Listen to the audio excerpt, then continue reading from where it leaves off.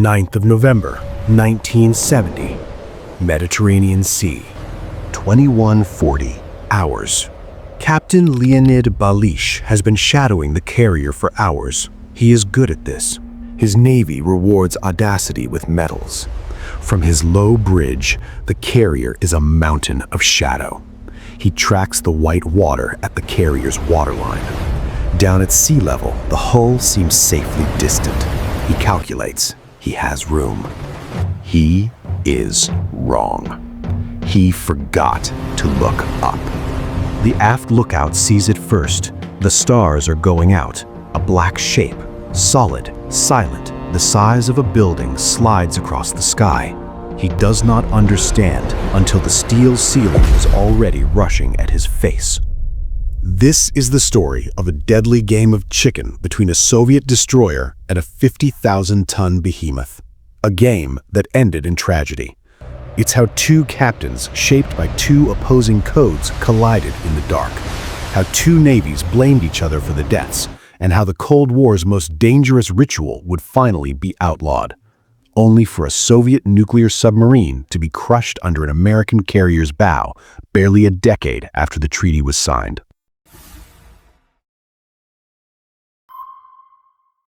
To understand why a Soviet captain would steer his destroyer under the overhang of a 50,000-ton carrier, you have to understand the game he was ordered to play. And the game was played in a sea already on fire. Weeks earlier, Black September, King Hussein's crackdown in Jordan, Syrian tanks on the border, Soviet backing for Syria, the U.S. 6th Fleet and British carrier groups surging into the eastern Mediterranean. Ark Royal's buccaneers were loaded with WE-177 tactical nuclear bombs. This was a powder keg.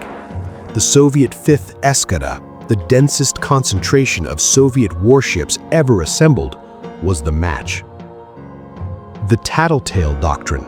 Every Soviet warship had one mission: shadow NATO carriers, jam their radars, report their position, and sink them in the first salvo if the order came. Bravyy was a Kotlin-class destroyer, fast, expendable, built for aggressive stalking. The Soviet Navy had no carriers of its own. Its surface fleet was outnumbered and outgunned. The Tattletale was not just a tactic, it was the only asymmetrical response available. Soviet captains were rewarded for boldness, medals for audacity. Caution was punished. That system had shaped Leo Balish. Across the water, on the bridge of Ark Royal, Captain Ray Ligo had been shaped by a different code: discipline under the law of the sea. Keep a weather eye on that Soviet destroyer off the starboard quarter, closing his distance. These two men were on a collision course. The angled flight deck allowed simultaneous launch and recovery, but it created a hidden danger. A 20-foot steel overhang, invisible to radar at night. From Bravyy's bridge, Captain Balish tracked the carrier's waterline hull, calculating his clearance. He was completely blind to the steel blade hanging 20 feet out over his head. Scale: Ark Royal, 50,000 tons. Bravyy, 3,000 tons. A 17-to-1 mass advantage. The question was never, will they hit? It was, how completely will the destroyer be crushed? It had already happened, twice. In 1967, the destroyer Besledny deliberately rammed the American warship Walker. A year later, Soviet ships played chicken with the USS Enterprise, coming within yards of collision off the Korean coast. The game of chicken had escalated to trading paint. A catastrophic collision was not a matter of if, it was when. On the 9th of November, 1970, the Soviet destroyer became the speed bump.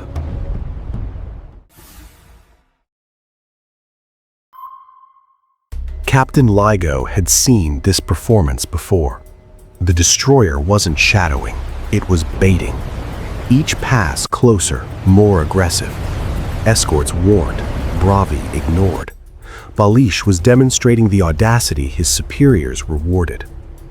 Then, Ark Royal turned into the wind to launch aircraft, a routine maneuver required by physics to get jets off a moving deck. Colreg's Rule 27. A vessel displaying red, white, red lights is restricted in its ability to maneuver. It cannot yield. It is legally tied to course and speed. By continuing to press, the approaching vessel forces a behemoth off a road it is forbidden to leave. And that behemoth was carrying nuclear weapons. Ark Royal's buccaneers routinely carried WE-177 tactical nuclear bombs. The Tattletales knew this. They were legitimate first strike targets. This was a dance on the edge of a nuclear tripwire. From Ark Royal's bridge, LIGO ordered the signal lamp uniform, flashing Morse into the night. You are running into danger. Radio hails on VHF Channel 16. No response. The destroyer pressed on. Captain Balish had reportedly gone below, leaving a junior officer on watch. The illusion on the bridge did not change with the man. From Bravyy's bridge, the hull looked safely distant. It was. The overhang, 20 feet of solid steel extending beyond the lights, was invisible against the black sky. To understand what happened next, you have to understand a single inescapable fact of physics. A 50,000-ton carrier cannot stop.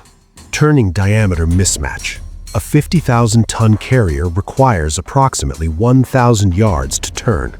A 3,000-ton destroyer can reverse course inside 400 yards. If the destroyer cuts inside the carrier's arc, the larger vessel cannot stop or turn away.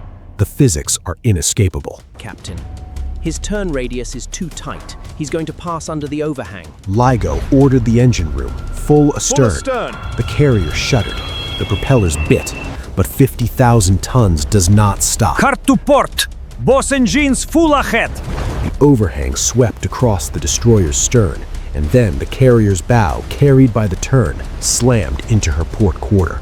The game of chicken had just claimed its victims.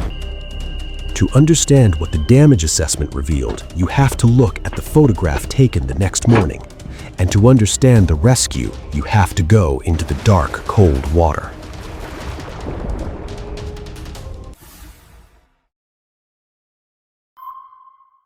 The overhang hit Bravyy like a steel guillotine. SAN-1 missile launcher deckhouse crushed. The system wrecked. Funnel warped. Hull bent, but no below waterline breach. For the 50,000-ton British carrier, the damage was minor. The impact left a deep, jagged gash torn into the steel hull of her port bow. Captain Balish would later insist that his instinctive order, hard to port both engines maximum full ahead, was the only reason the carrier's bow struck the stern, instead of tearing the ship in two. Captain LIGO felt it through the soles of his feet and heard the deafening screech of steel on steel. He didn't need the radar. Flight deck lights on full. Spin up SAR helicopters, now! 7 men in the cold black Mediterranean. LIGO didn't hesitate. Ark Royal shifted from weapon of war to rescue platform. Combat operations aborted. One British stoker in the water grabbed a terrified Soviet conscript by the collar. 5 pulled from the freezing dark. 1 hoisted onto the British carrier. The rest actively refused British rescue lines, choosing to swim through the black water back to the Bravyy. Her stern was crushed, but she wasn't crippled. The Soviet destroyer was still running under her own power. 2, unfortunately, were never found. Mikhailiuk, Stroikin, both born in 1950. Neither saw their 20th year. By morning, the physical collision was over. The diplomatic war had just begun, and the first battlefield was a set of navigation lights.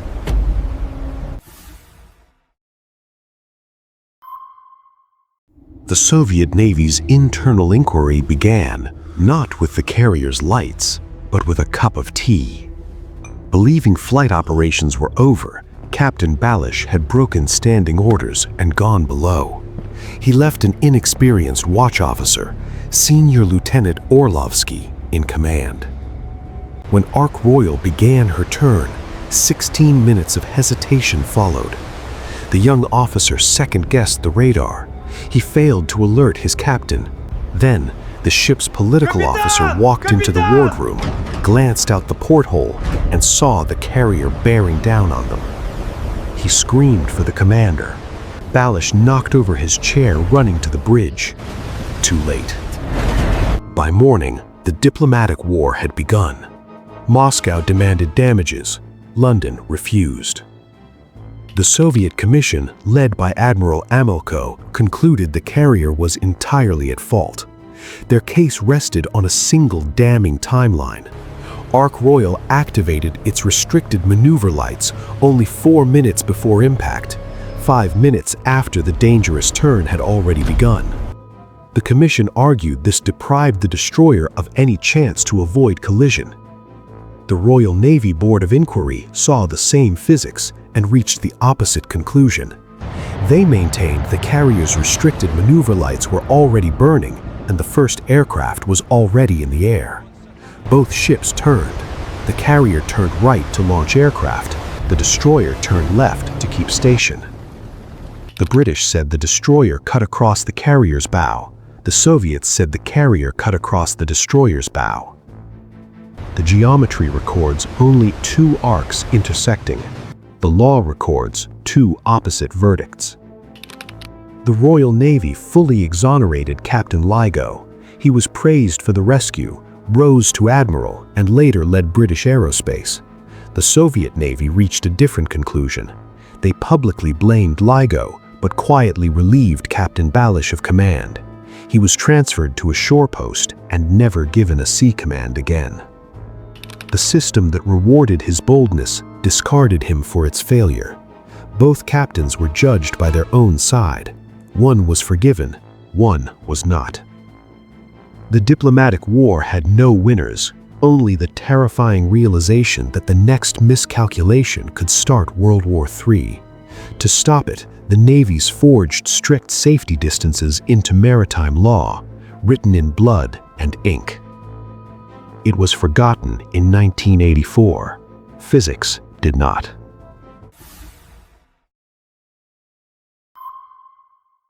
A 50,000-ton carrier at 15 knots carries the kinetic energy of a small meteor.